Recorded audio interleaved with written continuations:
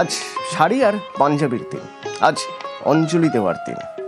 তো অঞ্জলি দিতে গিয়ে তার আগে পাট ভাঙা শাড়ি বা ধুতি পাঞ্জাবি, এই তো বাঙালি আনা। তো আমার এই পাঞ্জাবি ধুতি কারিগরে, আর এই পাঞ্জাবি ধুতি এসব পরে কোথায় যাবেন? যাবেন তো অঞ্জলি দিতে।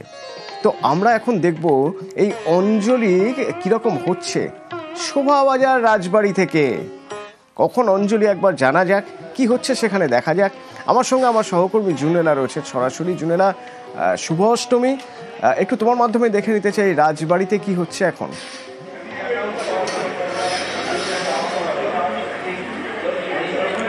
একেবারেই অতনু, তোমাকেও শুভ অষ্টমীর অনেক অনেক শুভেচ্ছা, এবং অবশ্যই নিউজ 18 বাংলার সমস্ত দর্শককে আমার শুভেচ্ছা জানাবো, অষ্টমীর শুভেচ্ছা। এই মুহূর্তে শোভাবাজার রাজবাড়িতে আমি রয়েছে। এই বছর এই পুজো 269 বছর বর্ষে পদার্পণ করেছে। তোড়জোড় চলছে, কারণ অঞ্জলি শুরু হবে 9:30টায়। যেমনটা তুমি জানতে চাইছিলে যে কখন শুরু হবে, অঞ্জলি 9:30টায় শুরু হবে, কিন্তু তার আগে অষ্টমী পুজো এই মুহূর্তে চলছে। আমি কথা বলার আগে একটুখানি মায়ের দর্শন একটু করাই অতনু। দেখো, মা মৃন্ময়ীর মুখ অসম্ভব সুন্দর লাগছে দেখতে, আর নিজেই ঠাকুরমশাই বসে রয়েছেন, তিনি পুজো সারছেন। যেমনটা আমি বলছিলাম, শোভাবাজার রাজবাড়ির অঞ্জলি আজ শুরু হবে 9:30টায়। অষ্টমী পুজো 5:31 থেকে তো শুরু হয়েছে, এবং 9:30 পর্যন্ত এই পুজো হবে, এবং তারপরে কিন্তু শুরু হবে অঞ্জলি। আর 1:21 হবে সন্ধি পুজো, 2:09 সেই সন্ধি পুজো শেষ হবে।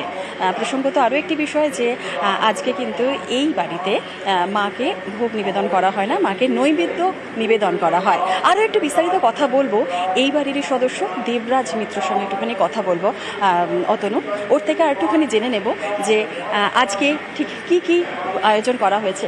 দেবরাজ, একটু এদিকে আসবে, আমরা লাইভে আছি। অষ্টমীর অনেক শুভেচ্ছা। এখন তো অষ্টমীর পুজো চলছে, 9:30 থেকে অঞ্জলি শুরু হবে।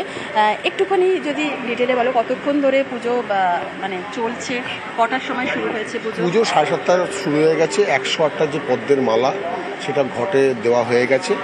এবার যেটা এখন চলছে, একটু পরেই বলি পর্ব হবে, চাল কুমড়ো বলি, এবং তারপরে হবে হচ্ছে আরতি, তারপরে হচ্ছে অষ্টমী পুজোর অঞ্জলি। এবং খুব তাড়াতাড়ি শেষ করতে হবে, তার কারণ হচ্ছে তারপরে সন্ধি পুজোর ব্যাপারটা থেকে যাচ্ছে। তো সন্ধি পুজোর অ্যারেঞ্জমেন্টটা অনেক বড় অ্যারেঞ্জমেন্ট, তাই আজকে খুব ফাস্ট পুজো টুজো হবে। ফার্স্ট পুজো তো হবে, কিন্তু তার সাথে সাথে অষ্টমী মানেই মহাভোজ, মহাভোগ। তো সেক্ষেত্রে রাজবাড়িতে আজকে কি কি ভোগের আয়োজন করা হয়েছে? মানে ভোগ নয়, এটা ভোজ, আমরা ভোজ হিসেবে দেখি সবাই, রাজবাড়ির মহাভোজ। তো মহাভোজ হিসেবে আমাদের এখানে 19 রকমের পদ আছে।